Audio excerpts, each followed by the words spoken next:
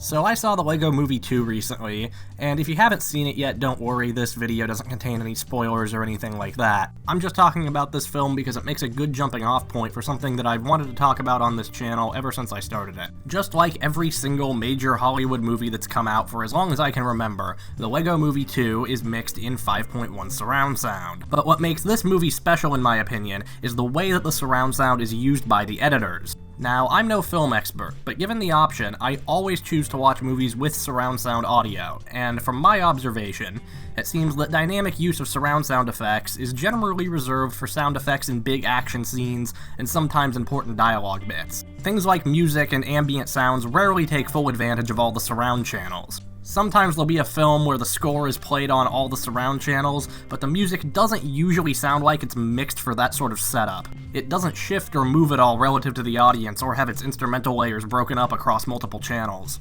This is where the LEGO Movie 2 stands out.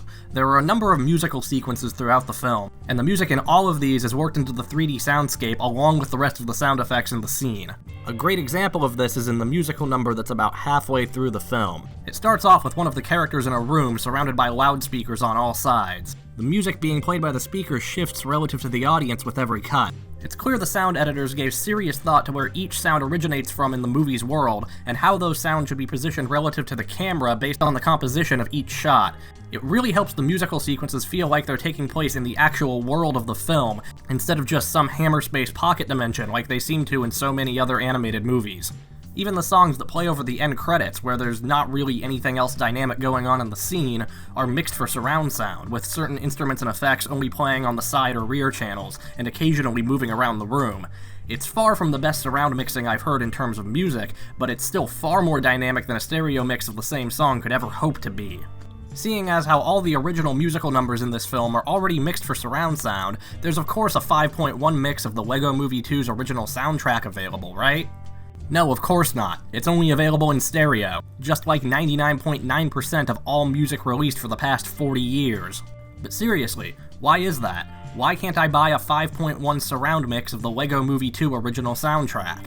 I have a 5.1 surround sound setup in my living room, I watch pretty much every movie with a surround sound audio track, and I play just about every video game from the past 15 years with dynamic surround sound turned on.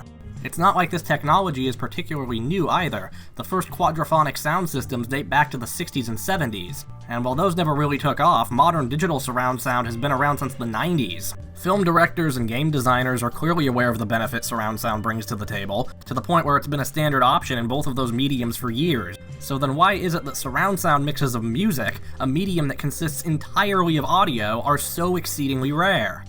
Around 20 years ago, when DVD players and surround sound systems were starting to become more common, quite a few artists and record labels put out 5.1 mixes of popular albums on DVD, but those releases started to decline around 2003. These days, there's virtually no music releases that are mixed for surround sound. If you're lucky, you might get a 5.1 mix of an album as part of a crazy expensive, super deluxe anniversary edition, but that's about it. And that really sucks, because if you've ever listened to a good surround sound mix of a song, then you know how amazing it can be compared to the stereo version. The difference between hearing a song in stereo versus surround is similar to the difference between mono and stereo. It's a significant upgrade that most people can hear. As for why surround sound never took off in the music industry the way it did in the film and game industries, I don't have a definitive answer, because there are a lot of different factors at play that may have contributed to it never becoming mainstream. The first widespread consumer media format which supported surround sound audio was DVD. Now, theoretically that's great because DVD is an agreed-upon standard format in both the film and tech industries. It meant there was no format war and the format was widely adopted fairly quickly. Unfortunately, DVD was really never designed as a standalone audio format. There was some attempt to correct this with the DVD audio format that was released in 2000, but I have both standard DVDs and DVD audio discs with surround sound mixes on them, and both tend to have the same shortcomings in terms of practicality. All the surround sound DVDs I have pretty much require that they be played in something connected to a display, at least if you want to listen to the surround sound track, which usually requires navigating a couple menus to turn it on. This obviously isn't very practical for anyone who wants to listen to their music on the go or just have something on in the background, which is why most of the surround sound DVDs I have are just bonus discs that come bundled with the regular CD. Basically, you have to go out of your way to listen to music in surround sound. Unlike DVD movies, where you're probably going to be watching them on your home theater system anyway, and if you have surround sound, it's not too much of a hassle to turn that on in the menu before starting a film. It's fairly convenient. I also kinda lied a minute ago when I said that DVD wasn't involved in a format war. Yes, DVD video didn't have any direct competitors at the time, but DVD audio did have a competitor in the form of Super Audio Compact Disc, or SACD for short. Just like the original compact disc, SACD was co-developed by Sony and Philips. It had similar performance to DVD audio in terms of audio quality and capacity, but there were a couple things about SACD that set it apart from DVD audio. First of all, it was designed as a standalone audio format, so there were no video menus to switch through in order to enable surround sound. Then there's the thing that set it apart in a really big way, that being that it was backwards compatible with CD. And I'm not just talking about the players. DVD players could play CDs, as you probably already know. No, the discs themselves were backwards compatible. SACD discs were dual layer. One layer contained the high-density, high-resolution / surround sound audio to be played on an SACD player, while the other layer could be read by a standard infrared CD laser and was functionally identical to a regular CD, meaning that you could buy an SACD and have both a surround sound and stereo mix of the same album on the same disc that could be played in both an SACD and CD player respectively. A similar idea to the dual-layer SACD was tried with DVD audio in the form of dual disc, which was a double-sided disc where one side was a normal CD and the other side was a DVD. Unfortunately, the DVD side of a dual disc still had most of the same convenience limitations as a standalone DVD, and on top of that, dual discs were thicker than regular CDs, which means they're not 100% Redbook compliant and won't play in all CD players.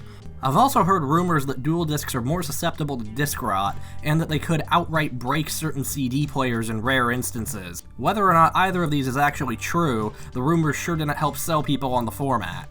Though even without a format war, any new surround sound audio format was going to have an uphill battle. Think about what the average person had access to in terms of audio equipment when CD first hit the market in the 80s. They probably had a record player, or maybe a cassette deck, with an amplifier and stereo speakers, or maybe an all-in-one unit like a boombox.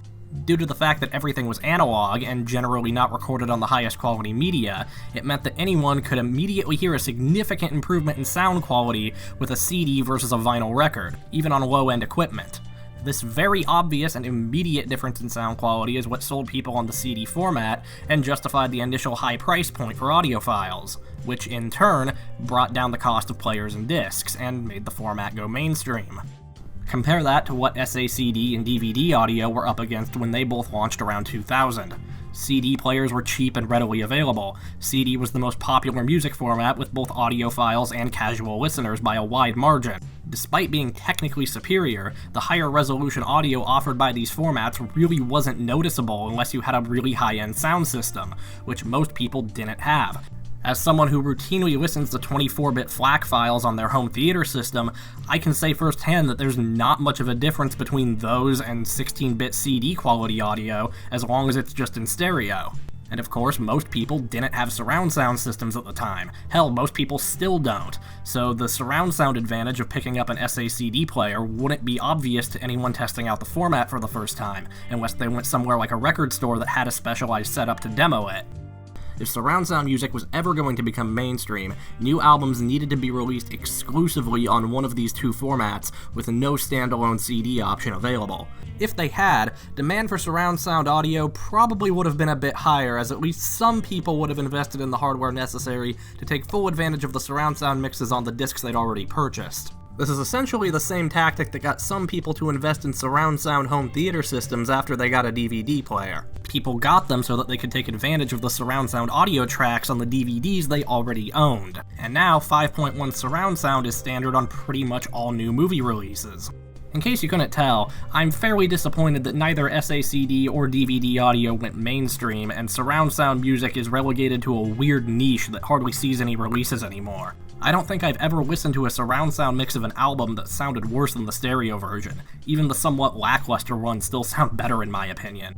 So I guess my point is this: if you're an artist or work in the music industry, make a push for surround sound mixes of albums. If I'm interested in an album at all and there's a surround sound version of it, I will buy it. And if you do put out a surround sound release, make sure people are aware of it. Include the surround sound mix on a DVD bundled with every physical version of the album, regardless of what format it's in. Give people download codes to surround sound versions of the album if they buy it digitally. Just make people aware that it exists. Because ultimately, I think that's why surround sound music hasn't taken off the way I like. Most people just don't know it's a thing. I've even talked to people who work in the music industry and play in bands who've never heard of the concept. And if you're just a consumer like me, and anything I've said here has piqued your interests, I urge you to go out to your local thrift shop and try to find a used 5.1 surround system. It'll probably run you less than $100, and even if you don't have much space, you can make the effect work if you use smaller speakers. There's just enough good 5.1 music out there to make that a worthwhile investment in my opinion.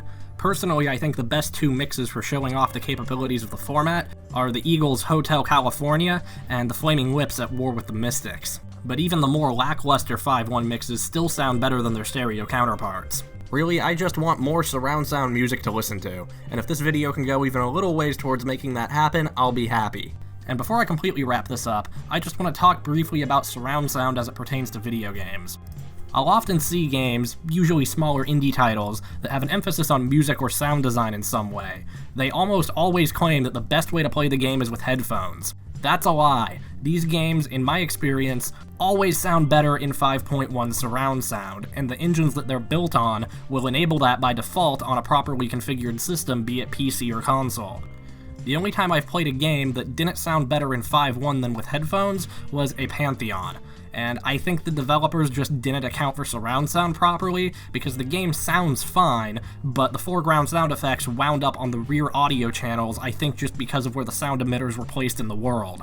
So if you're a game designer, especially if your game has any sort of emphasis on audio or sound design, make sure you test it on a surround sound setup, and maybe even consider recommending surround sound over headphones if you think it sounds better. And on one final note, Nintendo, what the hell are you doing? I know the surround sound implementation on the Wii U was garbage and it was near impossible to get it working correctly, but at least it was there. Why doesn't the Switch support surround sound when it's docked? I want to play Super Mario Odyssey in 5.1, goddammit. Thanks for watching. If you liked the video, give it a like, subscribe, comment, all that stuff. I'll see you later. Bye.